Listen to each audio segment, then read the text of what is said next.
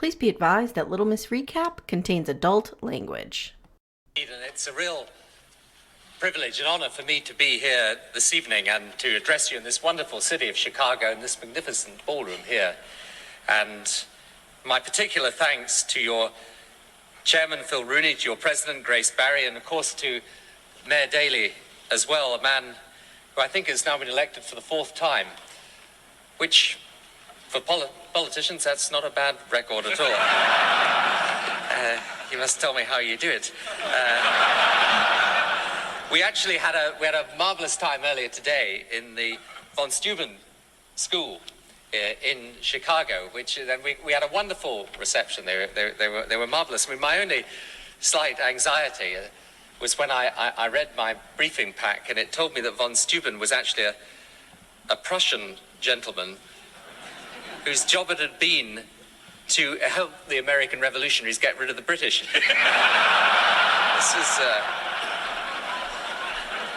didn't obviously disconcert me at all, but...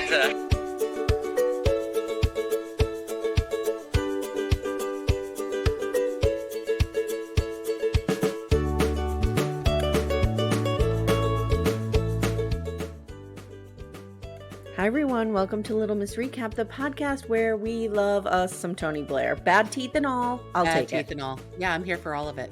I'm absolutely He's here a for all of it. holdie. Steph and I tried to come up with the term when we were in our 20s, again, when we were in our 20s. Right. For middle-aged hot men, we were calling them moddies, but it never really stuck. No. It's always been holdies. It's just holdies. Because the problem is, if you really are sticking with that, then it's moldies, and that's not where we want to be. We're not into moldies. We're into holdies. We're hot middle-aged men. But I'm telling you, Tony Blair, I thought he was hot. Yeah, he's a handsome guy and very charismatic, which is kind of what this episode's about. Yeah. Kind of. So my name is Amy. I am here with my noodle to my sauce. I don't know. No, Stephanie's the noodle. You're the, what are you? The sauce to my meatball. Sauce to your meatball. I'm a Yes. good bolognese. Amanda, hi. How are you? Good. How are you? Good. How was your holiday? Holiday was good. It was good. As we're recording this, folks, it's the day after Christmas, Boxing Day. If you are in a Commonwealth country, and I actually have it today off as Boxing Day because I work for a Canadian company, so that works out really well. But Christmas was nice. My mom came over Christmas Eve. We went to my church. I was a reader. It was lovely. And very nice. Now I have off this week, which I'm really, really grateful for. Did you have any Christmas disasters? I'm always into a Christmas disaster. No, we had no Christmas disasters. No, we do it so low key that it'd be really hard to really have a disaster.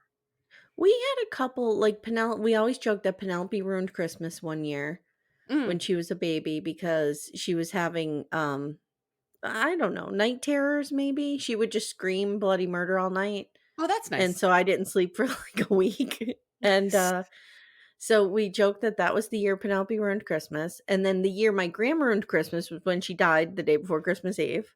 How rude. And this year we're saying Timmy's dad ruined Christmas because he died 3 months before Christmas. So, everybody's kind of like in a slump. So actually, at this point, Sammy hasn't ruined Christmas, nor have you or Timmy. Jenny ruined Christmas one year when she brought us all COVID. Oh, yeah. That's definitely ruining Christmas. Yeah. I know so many people who have COVID right now. Oh, really? Is it coming back? Is COVID making a comeback? COVID's making a comeback. It's bad. It sucks. Yeah, I saw so many people post on Facebook over the last couple days that their holiday plans had been changed due to the Rona. And I feel like every party or group I've been in the last month, within a couple days, somebody tests positive. Oh no. I will tell you. I haven't gotten it, so. That I find it more and more difficult to leave my house. And it's not because of COVID. I think it's just I was saying to Timmy last night, I'm going to become, did you see What's Eating Gilbert Grape when they have to crane the mother out at the end? Yes. They're going to have to crane me out of my house at the end of winter because I just don't want to leave it. And when I think about COVID, I think about, when we were all home together during that quarantine. I'm like, I could just stay in my house, watch my murder shows, chill out on my couch. That's it. Drink my cheap wine, maybe eat some 6 dozen Christmas cookies. Did you get And, to the point, whatever. though, say May or June of 2020 when you were like, "I need all these people to get the fuck out of my house"? Yeah. Oh, Okay. yeah. I would Okay. say that Okay. happened in April. I was trying to be, Yeah. you know Yeah. No, no, no. I got you. I got Yeah. you. Also, I wanted to say we have a few announcements. We've had a lot of content come out this past Mhm. weekend. So you're hearing this, it's the week of Christmas, after Christmas. Our Christmas extravaganza with Ace and Caitlin Fanning dropped on Christmas Day. That was so much fun. So much fun. Oh my god. I'm actually listening And to it again this morning because 'cause I I'm a hope nerd who that all listens of to you us. listened to the end, because when they Yes. revealed to us that we were the first ones to know. I know, I know. You I hear feel really Caitlin say special. that, she's like, "You're Yeah, the first ones to know," because they had that just gotten it the day before. they bought Cody's Lexus. Like, that is some S dedication. that is a truly baller move. That's I amazing. would I would have to say, in terms of Sister Wives podcast, I think that puts them at the top of the pyramid. And I'm Yeah, okay I think taking a so. back seat to that. I'm okay taking, I'm okay We're being in their downline. I'm okay we're with we're that. we're a different game, and that's fine. Yeah, Yeah, but we're they've in their they've taken it to a whole downline, new and level. we cannot compete with that, They've stayed and in that's okay. Christine's house, which is now an Airbnb. Yes. Pretty amazing. Yes. It's pretty Yeah, I amazing. love them. I love them We too. also, have released the look back part 1 Mhm. and the talk back part 1. Those came out last weekend. They need This better names for these weekend things. I know. This weekend, Friday night, 10 o'clock Eastern Time, you will hear our coverage of Talk Back episode 2, like part 2, which Right. is I it's so good. It's so good. It is taking me literally 3 hours to get through it and take notes. Oh, I bet. I bet. Yeah, there's a lot there, and I Cody have to do the notes for the fighting other with ones. someone on Twitter in real time and space is probably the greatest thing I've ever seen in my life. Well, is okay. You have 3 things that you have to rate. Cody fighting Oh, with somebody on no. Twitter in real time, Robin and her iPad, or the fight. Oh. Oh, the fight is top. Okay, Top. Top tier. different level. Okay. Like truly Um, in the pyramid above the pyramid, that's where the fight is. yes, yes, Okay. yes. I might say Cody fighting with this guy in real time on Twitter make him second. It's so great. I have to rewatch it because I mean, I did enjoy it. I have to rewatch it because I'm still Mhm. gonna go with, Robin fighting with the iPad and having a The fit. best the best part of Cody fighting with this guy in real time is that the guy was trying to compliment I him. know. I know. I know. And Robin's like, "Shut up, be nice, shut up." Oh god. And then everybody got brand new title cards that say ex-wife. I So we got know. Mary ex-wife, Janelle ex-wife, Christine ex-wife. We just need them Brilliant. to fix the rings dropping.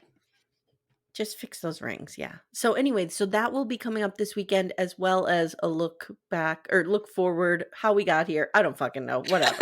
They need better names. All I But yeah, know we'll is have all all I that. know is all I know is they're gonna watch the fight and respond to it, and I can't wait. I know, I cannot wait to see them respond to the fight. Yes. I wanna see Robin watch the fight. Yeah, me Yeah, too. Because I don't yeah. think she knows what happened. I don't think she I don't think realizes she how heard awful Cody was. I can't tell you how many times over the holidays I said, "I have been here day long, in and out." What does that even mean? I don't know. But, I mean, No, I'm no. not coming. No, no, no, no, no, no, no, no, no. No, no, no, no, no, no, no. As he No, slams no, down no, his no, no, no, no. cup of hot water, warm water. Okay, and one more thing. We are covering Waco American Apocalypse, which is on Netflix right now. We'll have that for you hopefully next week. We'll see when that comes out. And um we are recording it this week, however, and I've been down the rabbit hole. Oh, I'm good, down I the can't rabbit wait. hole officially. I can't wait because This I is what I happens. I wanna have a really and I don't want us to talk about it till we record. I Okay. wanna talk about who set the fire. Okay. Okay.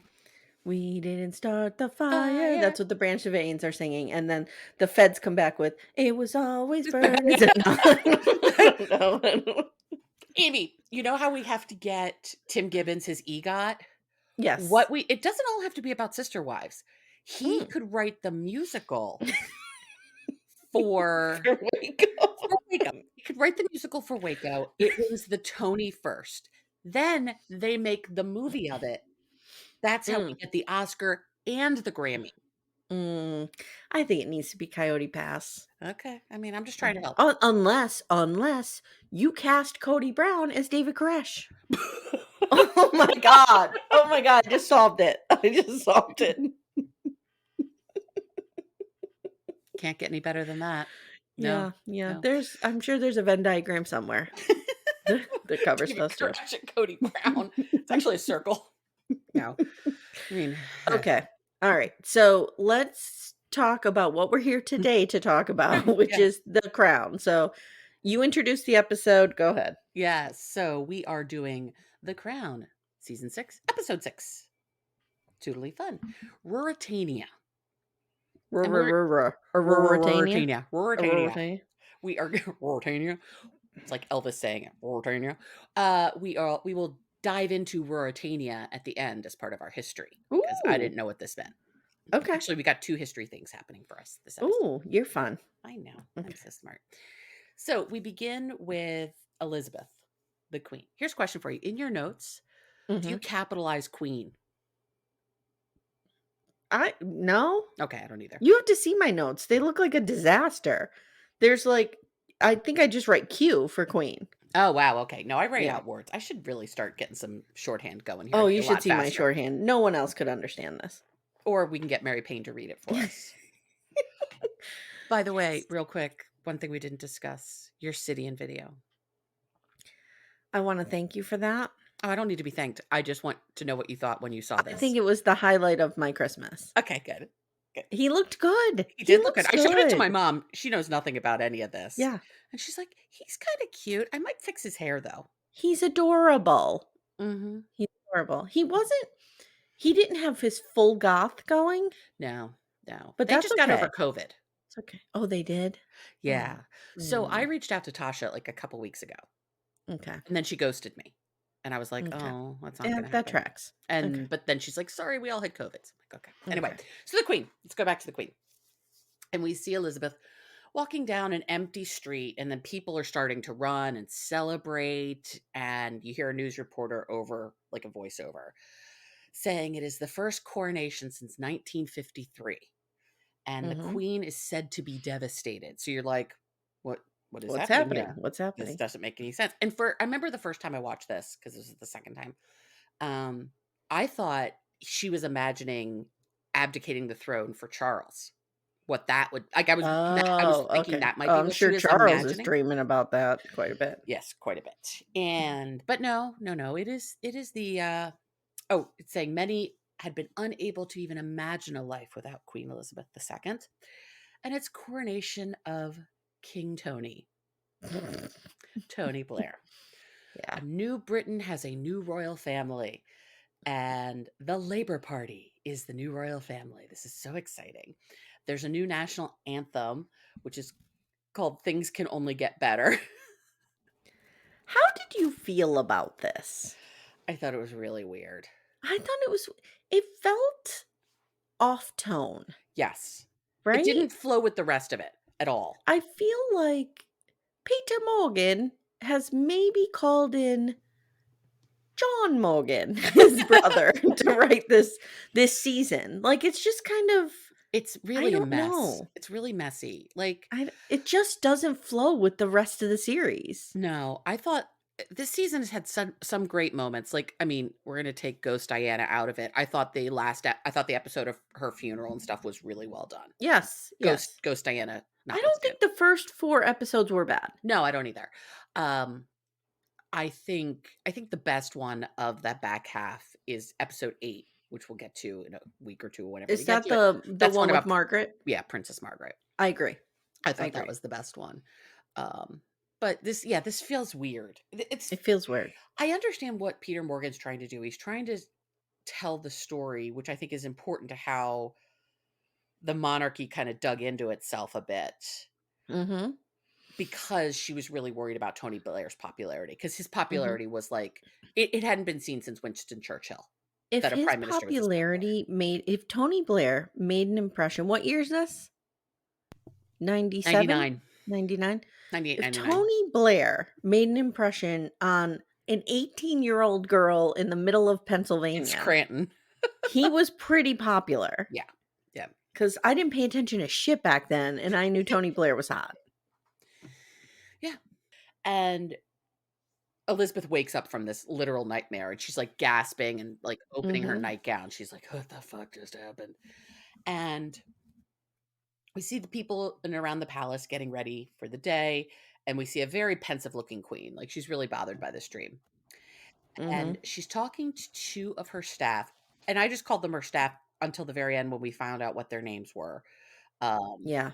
we have, I don't remember his name now, I wrote it down. Anyway, we have her older secretary and her younger secretary, both men, obviously. Mhm. Mhm. And she says that she hasn't usually worried about prime minister's popularity because it just comes and goes and depending on what's going on. But this she's worrying about. She says his popularity is higher than hers. And at this point, his popularity is 66%, which is really high. Um, and she wants to figure out how For approval ratings, that's really it's really high. high. And she wants to figure out how the crown, she can do better. And there's a lot of disagreement. Should we like take polls and do this? Should we not look at this?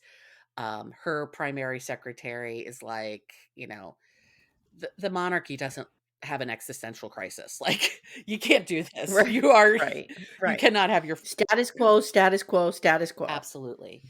And they do all this polling. They go all over Scotland, Wales, England, try to really Mhm. get a good sample of British society as a whole. And the numbers aren't good. Yeah. Is the royal family out of touch with regular people? 69% say yes. And I think a lot of that was a direct response to how she handled the death of Diana. Absolutely was having to do with the Yeah. death of Diana. Yep. Is she being badly advised? 62% say yes. Is she wasteful of public money? 54% say yes. And Ugh. they're asked if the crown lacks compassion. 53% say yes. That to me is the harshest of the bunch. Like, actually That's say you tough. don't have compassion and over half the Yeah. country doesn't think you do. That's not good. Yeah. When asked if they failed the Princess of Wales as much in death as they did in life, 66% say yes. That's a real pointed Yeah, question. that's real specific. It went from like, "Hey, how do you think we're doing?" Hey, two. to, "Do you think we're assholes who secretly trolled Diana and caused her to die in a car Right. crash?" Yes. Yes. And the last one is should the monarchy continue as it is? And only 10% of the population says yes. Not That's not good. good. Mm-mm. Not good. Margaret thinks they should get rid of polls entirely. Why are we even doing this? I love Margaret. She's like, what the fuck? I love Margaret as What is wrong well. with you people? Yeah. Charles thinks they can learn something. Philip thinks leaving something as enduring as the monarchy to the whims of marketing men is a mistake. Okay. And the Queen doesn't think that it is a surprise that their low numbers come at the same time as a prime minister with conspicuous popularity. I love the way she says things, Mhm. or the way Peter Morgan writes her saying things. Mhm. Conspicuous Mhm. popularity. As she says, only Winston at his prime had this kind of popularity.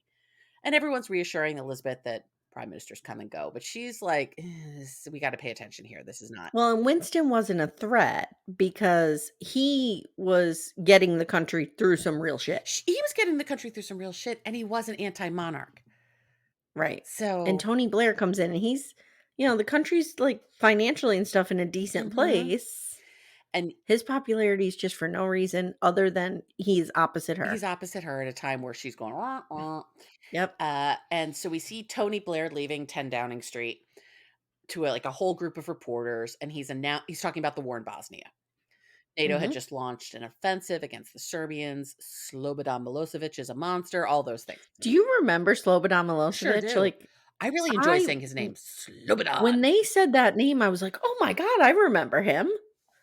I'm mixing up all my Oh, dictators I and understand. terrible people in the There are world. many Yeah.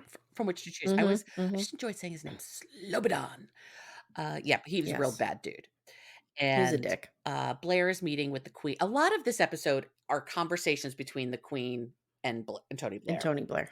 Yeah. And he's meeting with the Queen to discuss the invasion of Serbia and saying that every bombing has to be approved by committee. You know, the Queen is still the head of the royal forces, and he's feeling really kind of hand-tied by all of this, that he can't just go do it. And he really believes like beating Milosevic is going to be like his thing. Like you can tell he's like, I'm putting all of my eggs in this basket. And I'm going to be the next Winston Churchill dealing the Axis powers. Exactly. Yeah. And he's trying to get the US to do a land invasion. Clinton is like, most Americans couldn't even find Yugoslavia on a map. Like, I'm going to have a real hard time selling this. And Blair and Clinton were allies, very tight allies. And they were very good friends. So this is really difficult for him. And the Queen is back talking to her advisor, saying that Blair was unusually resolute today. And she talks about how prime ministers tend to be domestic focused or internationally focused. And she seems to think he's really putting all his eggs in the international basket because things are actually going okay at home. So he doesn't, it's not like they're in a recession or a crisis like that. Like he can pay attention. Things are about to go haywire because 9/11 is on the horizon. Right. And then the endless Middle East war. Right. But, you know. And then just the 21st century. Just like 20 decades of us bombing the Java country that didn't do it. Yeah. It's fine. It's fine. It's fine. And she asks her advisor if she is a domestic or an international queen. Like, how is she being seen? And he says she is so focused on the Commonwealth that makes her international, but she's also focused on really local organizations. And this guy knows exactly how to play. Oh, yeah, big time. He has her right in his palm. And I don't think he's like manipulating her. I think he's just like, you're perfect in every way, Mom. He has no desire to change anything. He is a royalist through and through, and he wants things to stay exactly as they are. So now we see Elizabeth going to the Women's Institute. That's going to be one of the things we're going to dive into at the end, because I was curious what the hell the Women's Institute is. Yeah. And she goes and gives this speech, but she talks about it as their membership. She's a member as well. And she became a member of the Women's Institute before she even became queen. And she made a deliberate decision to connect with them in this speech in a way that she doesn't usually. Right. She's telling jokes. She's very informal by her standards. Yeah. And I kind of wonder if this is how she always was with this group because she was one of them, or if she was realizing like, I got to get back to my people and get them back in my pocket. I had the impression that she had made this decision deliberately for this moment. I think so too. And that this was probably a safe group to do this with. Exactly. Because she is one of them. And she talks about how important this organization was during the war. Every time we talk about the war, we're only talking about World War II. And that she was part of a group that collected rose hips so they could make syrup to help battle a vitamin C deficiency. Vitamin C. Oh, look at you. Vitamin C deficiency. Yes, very good. You really do a good queen. Hey everyone, stay tuned. Little Miss Recap will be right back after these words. So, Tony Blair gets gets off the phone with Bill Clinton, and he wants to know how many troops Britain is willing to commit. So Clinton is like, if you go in... Now, do you imagine Bill Clinton like a Matthew McConaughey? Because that's what I kind of get for him.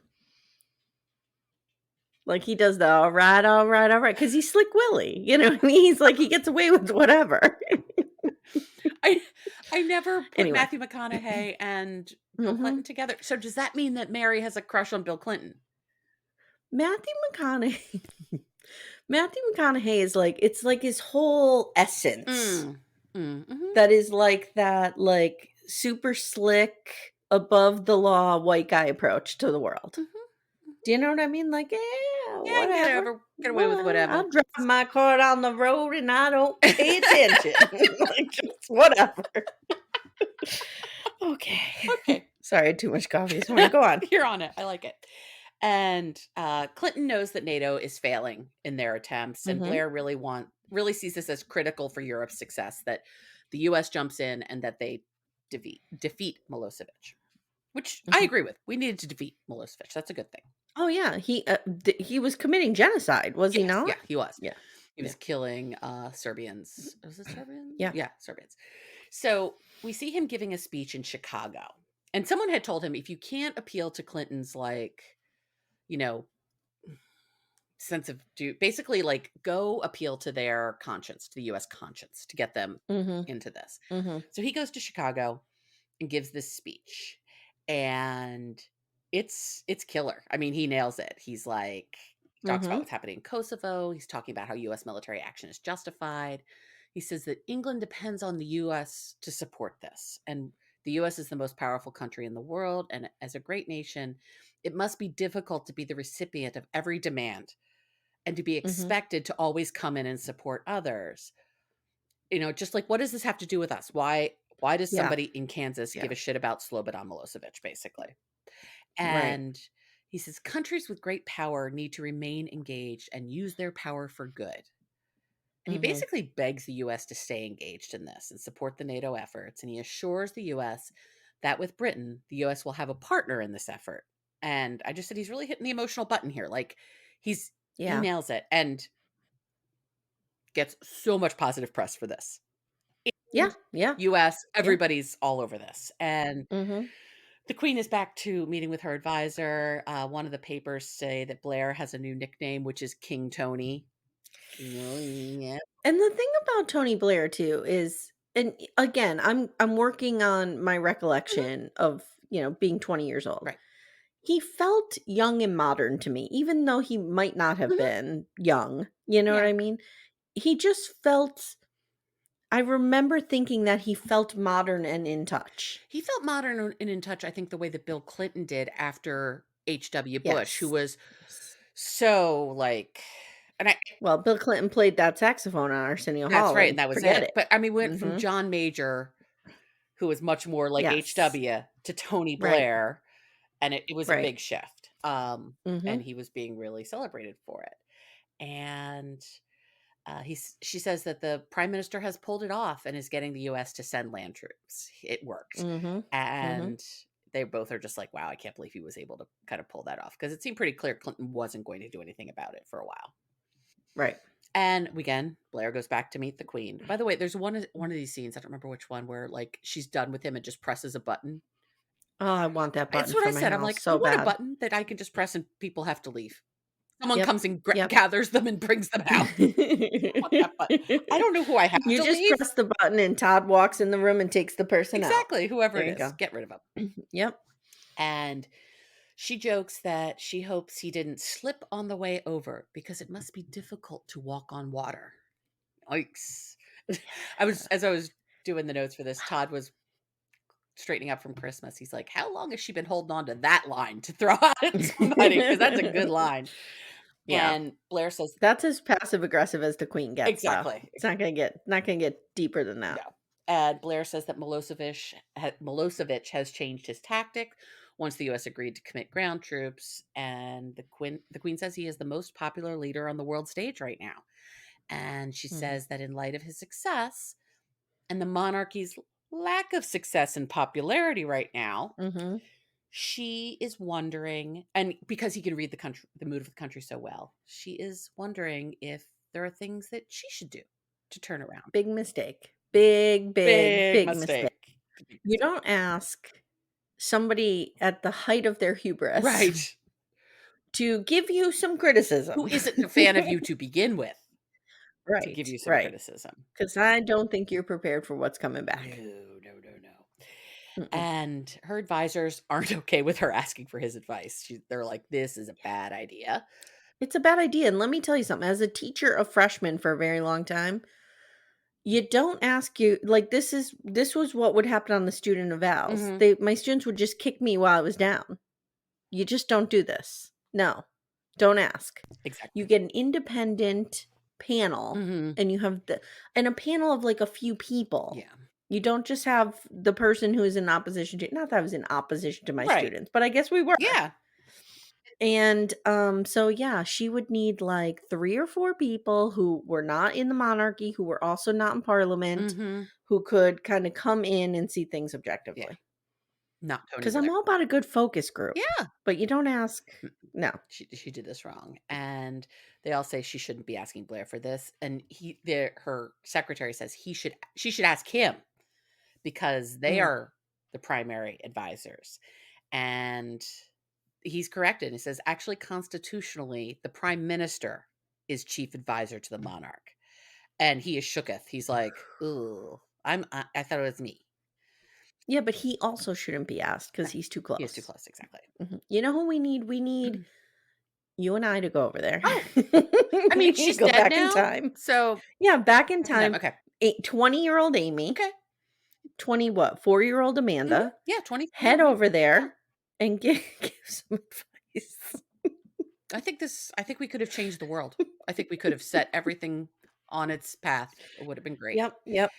And so Blair is meeting with his advisors to discuss how to advise the queen, and expenses come up a lot because everyone knows the monarchy costs a lot of money. And you can tell Tony Blair's wife really not a fan of the monarchy. Sherry Blair is Not like, a fan. no. Not a fan. And she's not a fan and cheering him on. Yeah. In his. Yep. Yeah. And she refers to the monarchy as an anachronistic feudal system. So we see where she stands on this. Okay. She didn't mince words there. And he's getting all sorts of advice from his staff about how the monarchy should change. And they agree that the palace should announce that they are going to tighten their purse strings, basically. And Sherry Blair is clearly not a fan. I said that. So Blair goes back to meet with the queen, and he looks like he's going to throw up. Because he's like, I have to go tell the queen all this shit.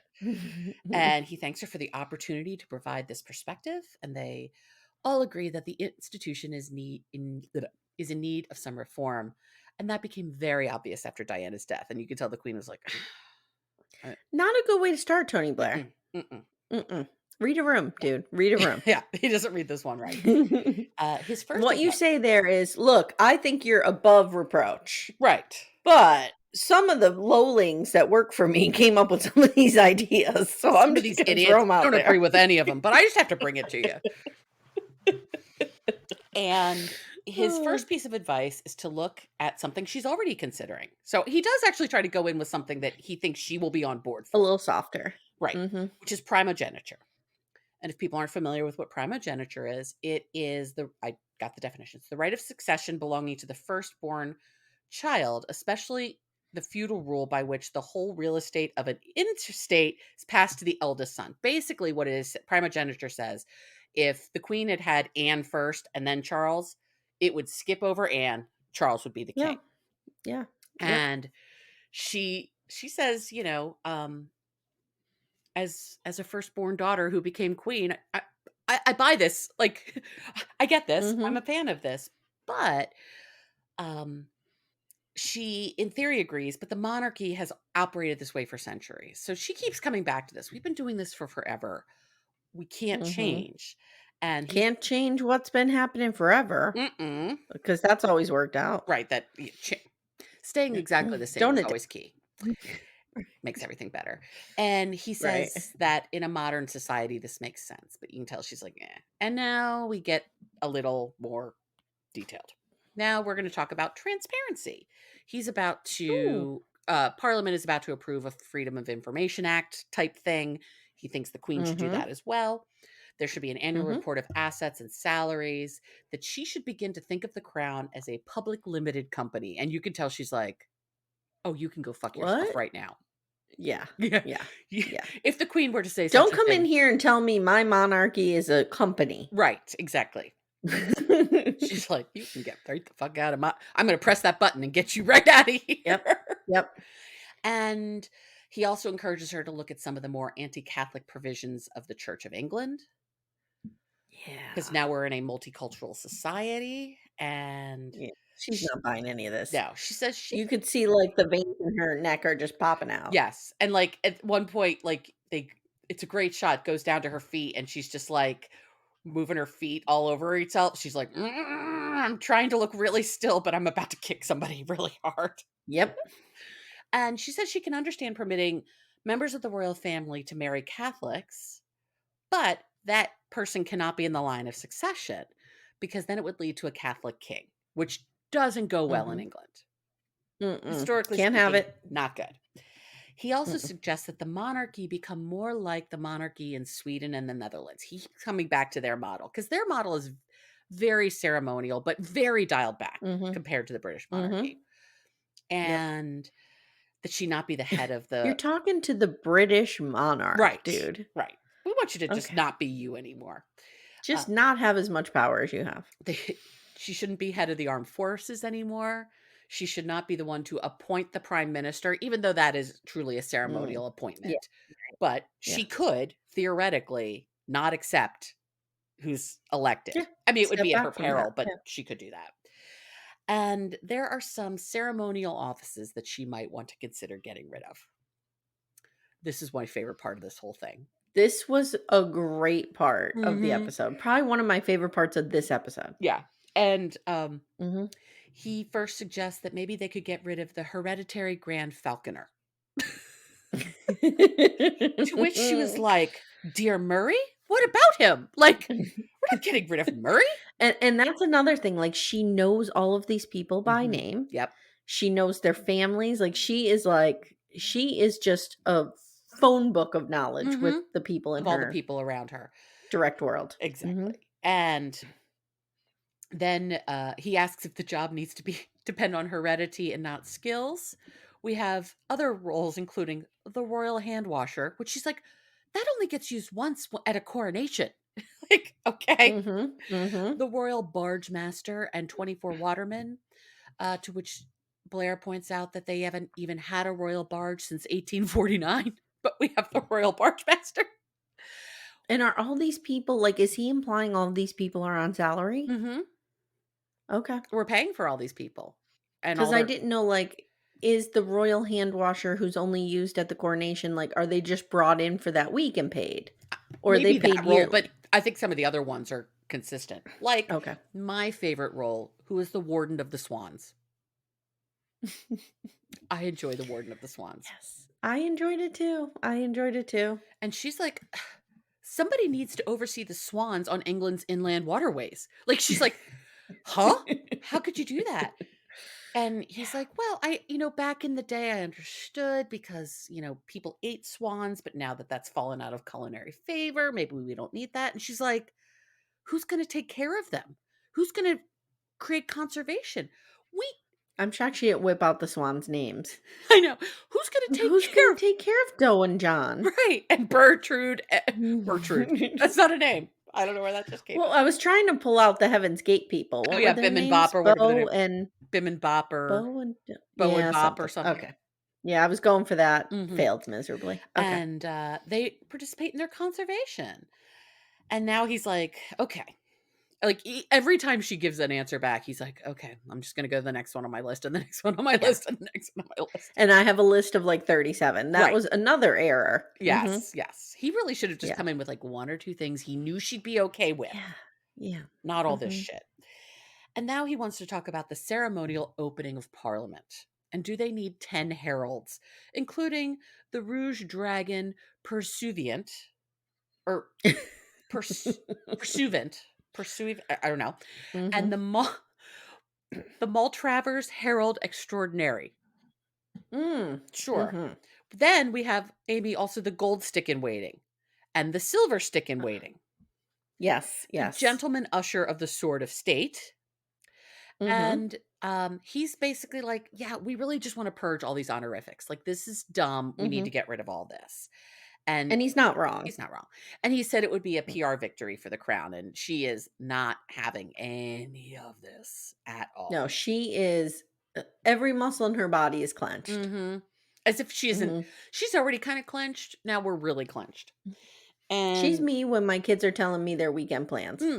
This is fine. Like, you're going where? You're going what?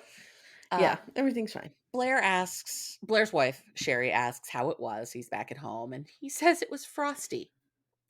And she promises to give their proposals some thought. And his wife says if she doesn't do it, she'll have only herself to blame. Like, she very clearly sees the queen has to do this if she wants to maintain anything. Yeah. And he says preservation of the monarchy is her life's work. And he she knows it has to change in order to survive, and his wife says they don't want to change, and she likes to think only the way they can survive is to basically double down on who they are. Yeah. Changing is not gonna Yeah. help them.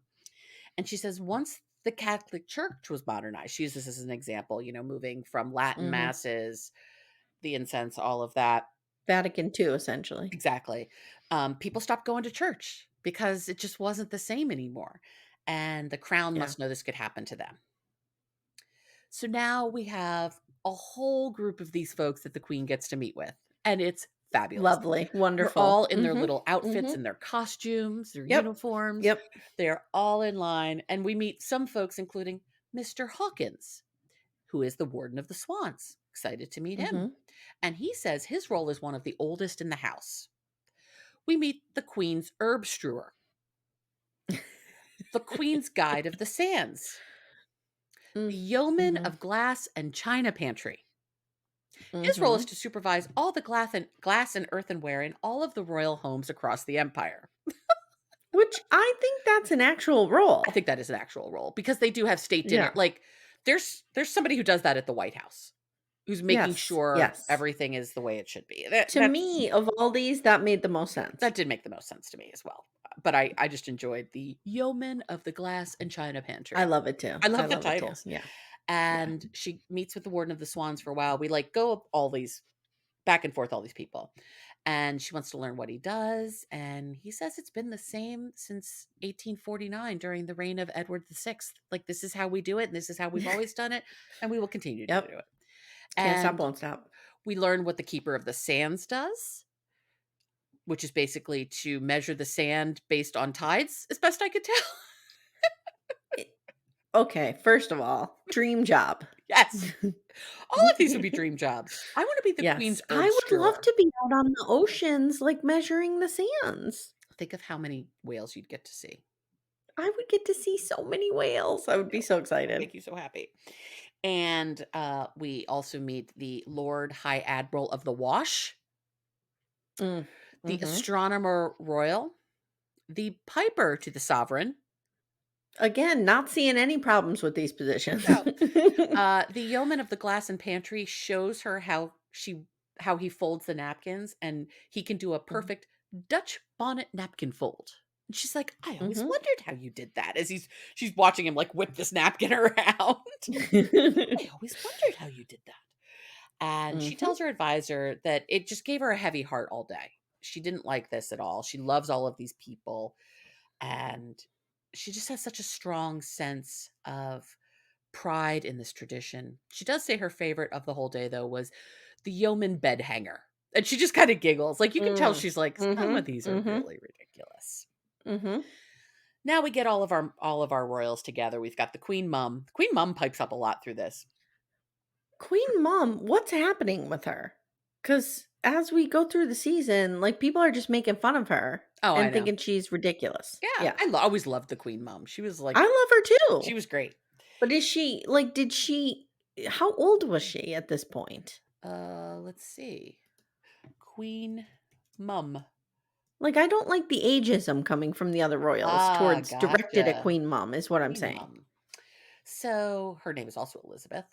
Uh, the Queen Mother. She was born in 1900, so she was 97 or 98 during this. Oh, because especially Margaret, like, at Yeah, a lot of points, she's like, "Oh, whatever, mummy, whatever."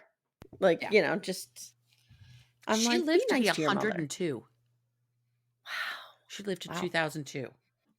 I mean, I always say, like, I'm not shocked when a super privileged, wealthy person lives a long life because Mhm. they have access to the best of things. Right.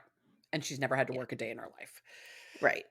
She did lose her husband, though, and they seem to be really into each other. But anyway, so we've got Queen Mum. We've got Anne, Margaret, Charles, the Queen, obviously, and Philip. And they're all chatting about these Mhm. changes that are being suggested. And And Charles is like, "Yeah, yeah, yeah, I'm on board with all yeah, we this." got to do all Mhm. this. Mhm. Charles, based on how we're seeing him here and how we saw him with Diana, he seems to have more pulse on what's going on outside the palace than the Queen does.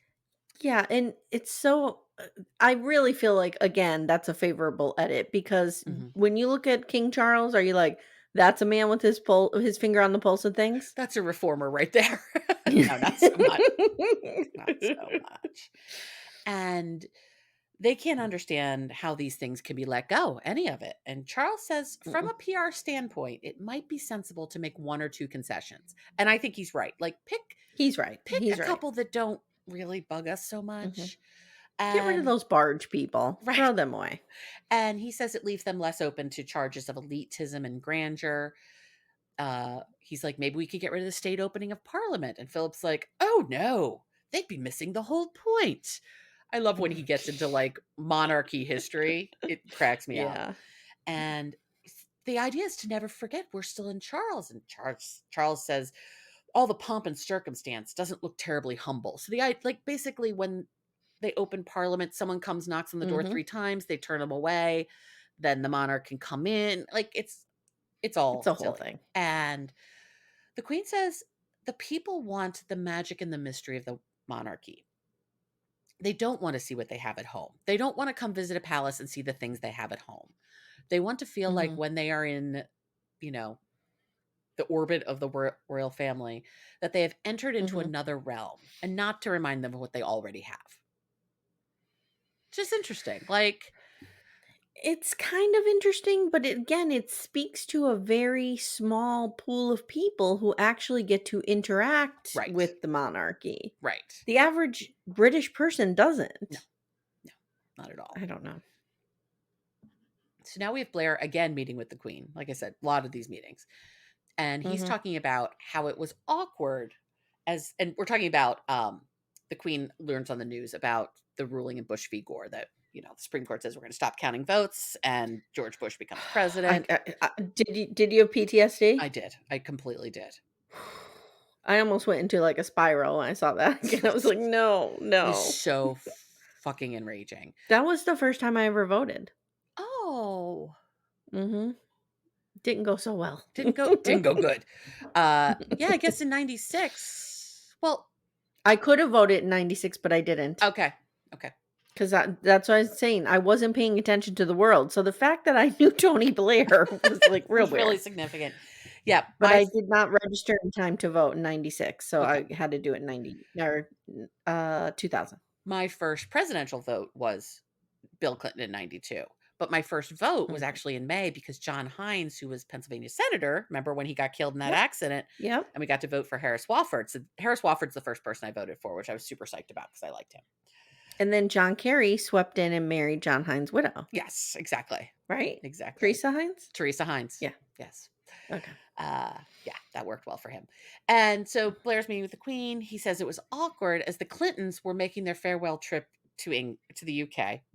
And they were staying with them at Chequers, which is one of the, it's not 10 Downing Street. I think it's like their summer place or whatever.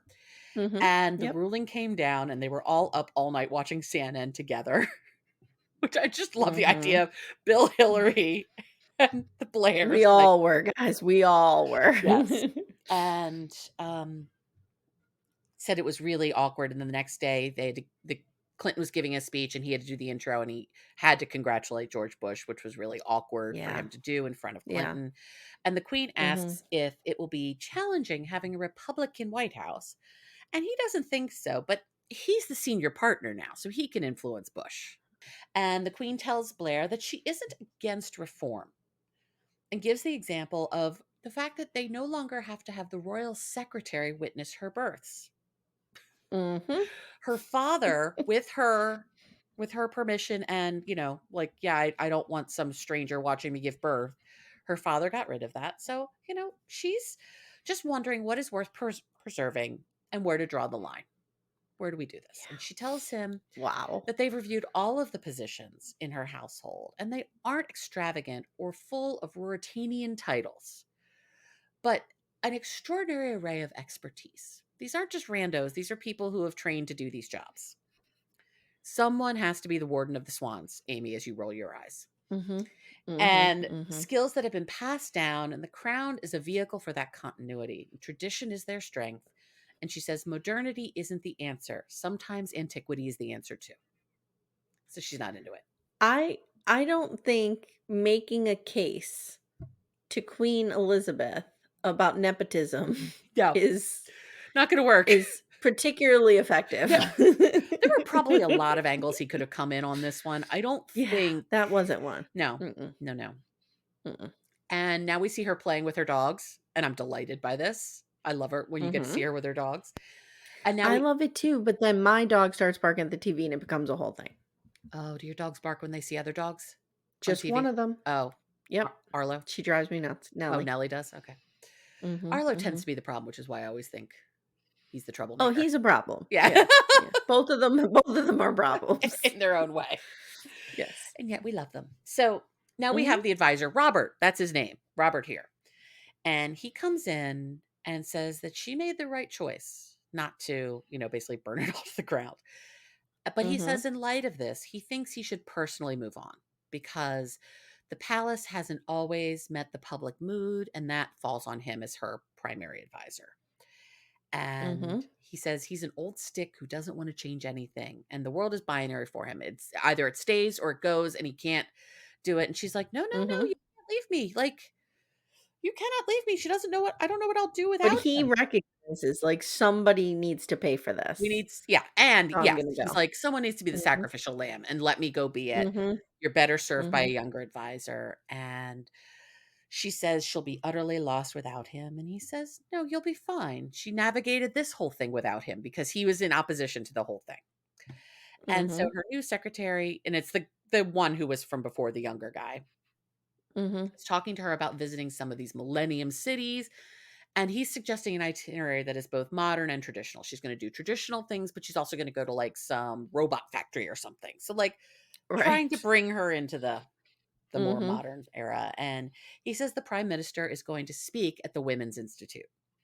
And she is surprised as this isn't his Her usual cackles are crowd. up over this one. Oh yeah, she's real Mm, pissed. She's like, "You get out of my mhm, house." But it works out okay for mhm. her. Yeah. And but his instincts tend to be right, and she's sure this won't be an exception. Womp womp. So he goes to the Was that women's. some subtle shade she was I throwing think there? so. Mhm, And so Tony Blair goes to the Women's Institute and speaks to them about not clinging to tradition for sake alone, and to move mhm. along with New Britain and with the Labor Party. And he gets real political, and these women are not having this at all. Mm-mm, At all. mm-mm. They are pissed.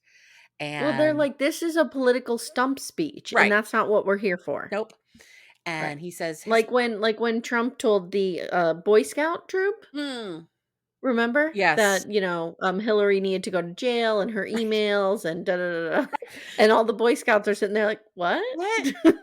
I just, huh? That was so It's so fantastic. awesome. That or when he just threw the paper Oh. towels at, people who are hurricane victims. Just sop it up with a towel, you'll be fine.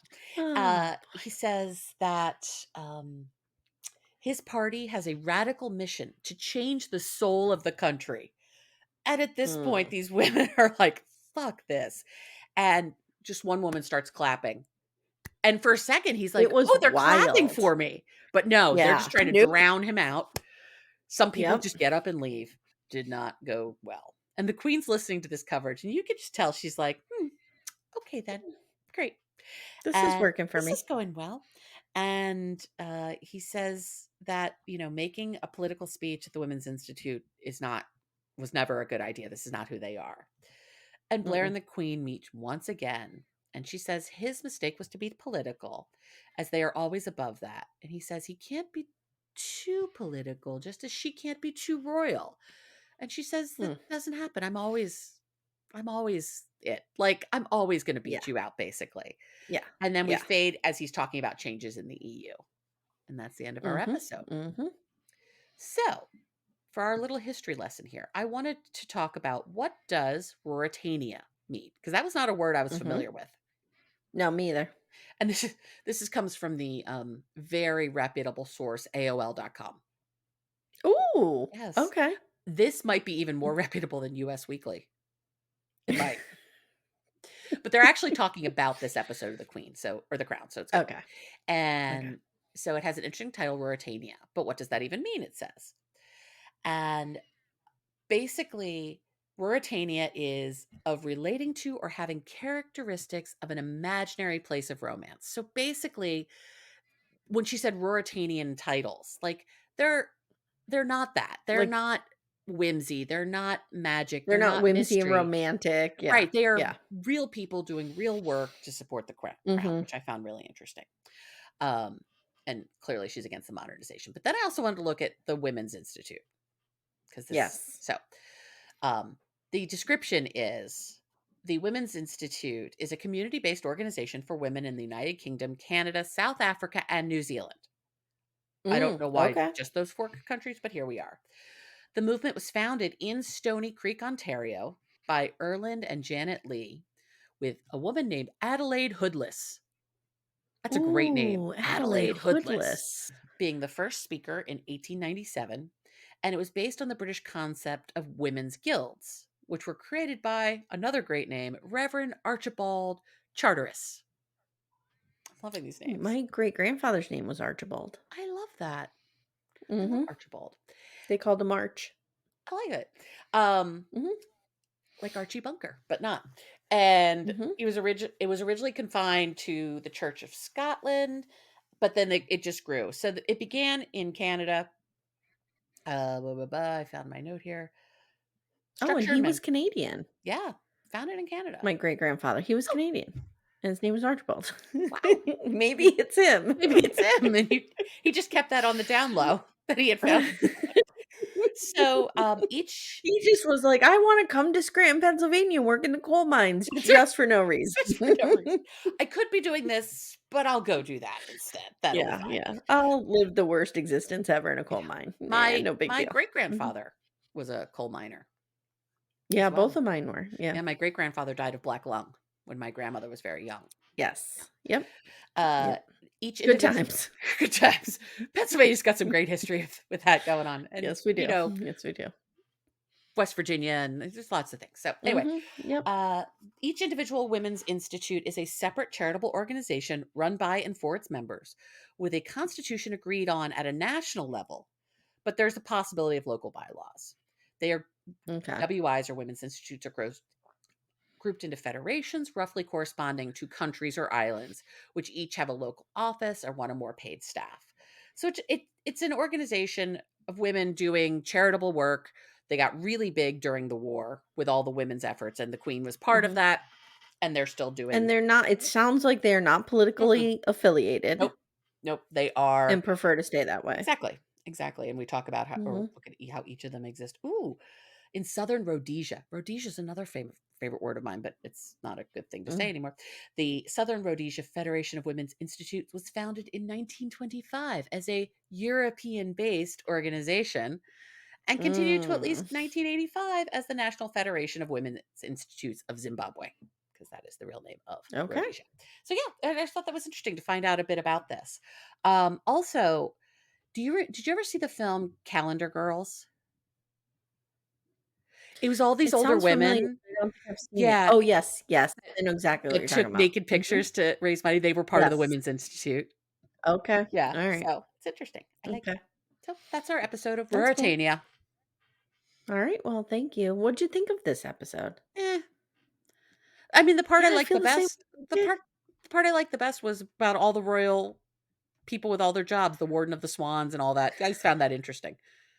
Yeah, I think it was a necessary episode, but I don't know if I wanted the whole thing to focus on this. I think we could have touched on the pull that Elizabeth had to modernize the monarchy in a different way. It didn't have to be all of this. Yeah, but yeah. Come on, Peter Morgan, step it up. Peter Morgan. Who's writing it? Do we know? Oh, Joe Morgan, my brother. I brought him in. The lower class Morgan. We're going to all right, guys, if you haven't already, join us on in our Facebook group Backdoor Friends, which is so much fun. Yes, it is. Do not leave us. Please join us. I was waiting for you to affirm that, Amanda. Yes, it's very fun. Sorry. Very fun. I swear to God. Most fun you'll ever have. I swear to God. No, I was just like closing my notes and I zoomed out for a second. Next week we'll be back with episode 7. Alma Mater. Alma Mater. And Lots of Sister Wives stuff coming at you this weekend. Yeah. So get ready. Yeah. We got a Friday drop. We got a Sunday drop coming at you. The Friday drop, free feed for everyone. Sunday drop, per usual. A little free preview on the main feed. And the rest is behind a paywall. Mm-hmm. So join us. Please, please, please. And Amanda, thank you for guiding us through this. My pleasure. My pleasure. All right, friends. Thanks so much, and we'll see you soon. Take care, everyone. Bye.